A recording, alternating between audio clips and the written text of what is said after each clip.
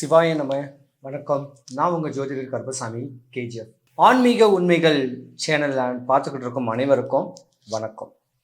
2024 ஜூலை மாதம் 12 ராசிகளுக்கும் நடக்கக்கூடிய பலன்களை சொல்கிறேன்.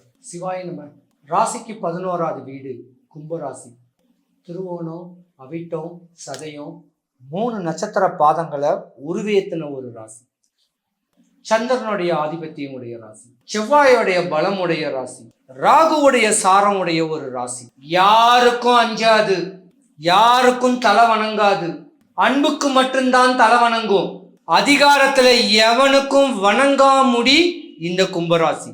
படிச்ச ஜாதகம், பண்புள்ள ஜாதகம், அரசியலோ சரி, பல உயர்ந்த பதவிகளோ சரி, அரசு சம்பந்தப்பட்ட அதிகார தோரணையால் இருக்கக்கூடிய ஜாதக அமைப்பு உடையவங்க இந்த கும்பராசி. சனி பரமாத்மா ராசி. வாதம் விவாதங்கள், வம்பு தும்பு வழக்குகளை வந்து பாருன்னு சொல்லக்கூடிய ராசி. ஆண் ராசி, ஆணுக்கும் ஆண் ராசி. இப்படிப்பட்ட ஒரு ஜாதக அமைப்பு உடைய இந்த கும்பராசி சனி பரமாத்மாவுடைய பலம் வாய்ந்த ஒரு ராசியும் கூட. 7 சனி நடந்துகிட்டு இருக்கு. கவனம் தேவை. பல கஷ்டங்களையும் நஷ்டங்களையும் அவப்பேறு அவமானத்தை நீங்க சந்திக்கக்கூடிய நேரம் வருது. புது ப்ராஜெக்ட் போட்டீங்கன்னா சரிக்கு விழுந்துருவீங்க. புது கார் வாங்கினீங்கன்னா நஷ்டமாவீங்க. புது ப்ராஜெக்ட் போட்டாலும் நஷ்டமாவீங்க. இந்த கும்பராசிக்காரர்களை பொறுத்த வரைக்கும் பெண்கள் அடங்கி ஒடங்கி போகணும் தன் கணவன் கிட்ட. தன்னுடைய அதிகாரத்தையும் கணவனோட மனைவி தான் அதிகமா சம்பாதிப்பீங்க. பணிஞ்சு போலனா பிரிஞ்சு போகக்கூடிய ஜாதகம் கும்பராசிக்காரங்களுக்கும் உண்டு. ஏன்னா ஆண் ராசி எதையுமே ஸ்பேஸ் பண்ணக்கூடிய ஒரு ராசி, பெரிய பெரிய துறையில் இருக்கக்கூடிய ஒரு ராசி, உயர்ந்த பதவி, எம்எல்ஏ எம்பி சொல்லக்கூடிய பெரிய பெரிய பதவியில இருக்கக்கூடிய ராசி.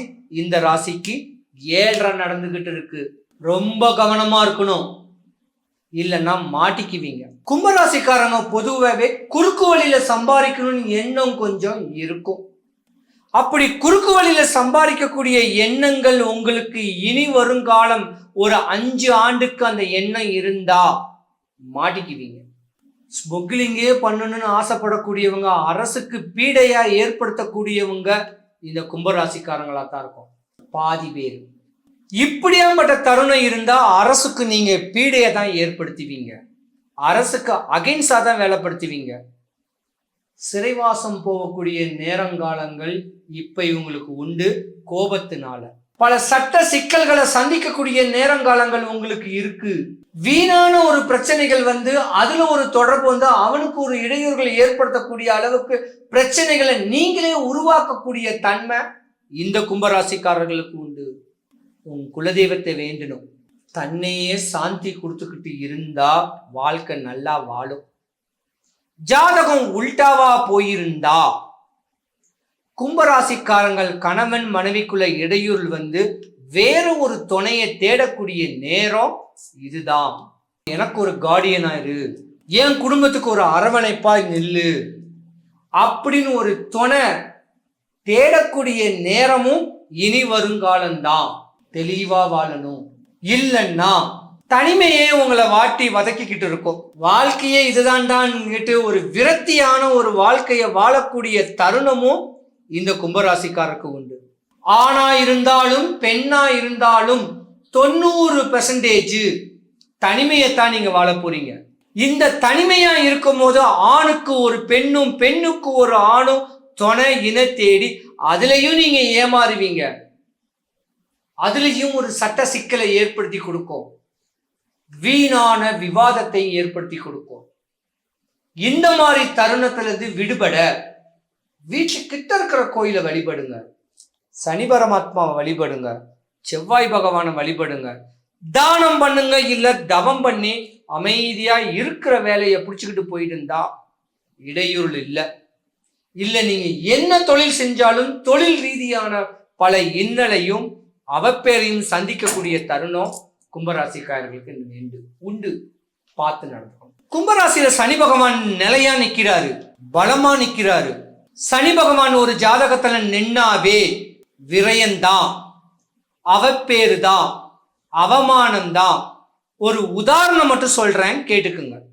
சனி பகவான் உங்க கும்பராசியில இருக்கிறனால அடுத்த 2026 சனி பெயர்ச்சி வரைக்கும் டைவர்ஸான பெண்கள், டைவர்ஸான இல்ல ஆண் பெண்கள்ல பெண்ணா இருந்தா குடும்பத்தோட இருக்க வேண்டிய ஒரு ஆண் கூட தொடர்பு வரலாம், நோயாளியா உள்ள ஒரு ஆண் கூட தொடர்பு வரலாம். இப்படியாம்பட்ட இன்னல் ஆணும் பெண்கள் இருபாலருக்கும் வரும். அப்படியாம்பட்ட தருணத்துல விலகி இருந்தீங்கன்னா உங்க வாழ்க்கை செழிக்கும், இல்லைன்னா மாட்டிக்குவீங்க. உங்களுக்கு வந்து ஜோதிடர்கள் சொன்ன எதுவுமே நடக்கலையா? ஜோதிடர் வந்து சொல்றது வந்து பாத்தீங்கன்னா ஃபுல்லாவே நம்ம நம்ப கூடாது. ஆக்சுவலா அவர் சொல்றது கொஞ்சம் பாசிட்டிவ் திங். இப்போ எங்காவது கோயிலுக்கு போக சொல்றாரு, ஏதாவது சந்தோஷம் ஏதாவது பரிகாரம் பண்ண சொல்றாருன்னா அது பண்ணீங்கன்னா கொஞ்சம் இம்ப்ரூவ்மெண்ட் கிடைக்குமே தவிர, ஆனா அது பண்ணா நம்ம லைஃபே மாறிடும் அப்படி கிடையாது. ஸோ லைட்டா நம்மளோட இன்ட்ரெஸ்ட் தான் அது. ஸோ நம்மளோட நம்பிக்கையே நான் போய் பண்ணிட்டு வரேன். ஸோ ஜோசியத்தை சொல்லி நிறைய பரிகாரம் பண்ணியிருக்கேன், கொஞ்சம் சேஞ்சஸ் வந்திருக்கு, ஆனா இல்லைன்னு சொல்ல முடியாது. இன்னும் த்ரூ அவுட்டா எதுவும் நான் முடியல. ஸோ கல்யாணம் ஆகணும் எங்க அண்ணனுக்கு எப்பயோ சொன்னாங்க, பட் இன்னும் கல்யாணம் ஆகலை. ஸோ அது அவருக்கே தெரியல என்னடா பண்றது தெரியல. ஸோ அது மாதிரி தான் போயிட்டு இருக்கு. ஆனா ஜோசியமே நான் ஃபுல்லா நம்ப கூடாது. ஓகே, நீங்க பார்த்த ஜோதிடரோட பேர் சொல்ல முடியுமா? அவர் பேரு பாலசுப்ரமணியம். பாலசுப்ரமணியம். ஓகே, மிதுன ராசிக்கு நீங்க ஜோதிடர்கிட்ட கேட்டிருப்பீங்க. அவர் சொன்னது உங்களுக்கு எந்த அளவுக்கு நடந்திருக்கு, எந்த அளவுக்கு நடக்கல, நீங்க எந்த அளவுக்கு வந்து எதிர்பார்த்திருந்தீங்க இந்த விஷயம் நமக்கு கண்டிப்பா நடக்கும் அப்படின்னு? சில விஷயங்கள் எதிர்பார்க்கிறோம், சிலது நடக்குது, சிலது நடக்கல. அதனால வந்து இதுல வந்து ராசினாவே அதுல நட்சத்திரங்கள்லாம் இருக்குது இல்லம்மா, அதுல ஒரு சில விஷயங்கள் வந்து அவங்க சொல்றதெல்லாம் இருக்கு. அது எந்த மாதிரி விஷயங்கள் நடந்திருக்கு, எந்த மாதிரி விஷயங்கள் நடக்கல, அது ஒரு இன்சிடென்ட் மாதிரி சொல்ல முடியுமா? இன்சிடென்ட் சரியா இப்போ ரீசெண்டா? ஆனா அந்த அளவுக்கு எதுவும் நாங்க ஜாதகம் எல்லாம் பார்க்கலப்பா. அதனால இல்ல முன்னாடி பார்த்ததுல கேக்குறேன். முன்னாடி பார்த்ததெல்லாம் வந்து கடன் பிரச்சனை,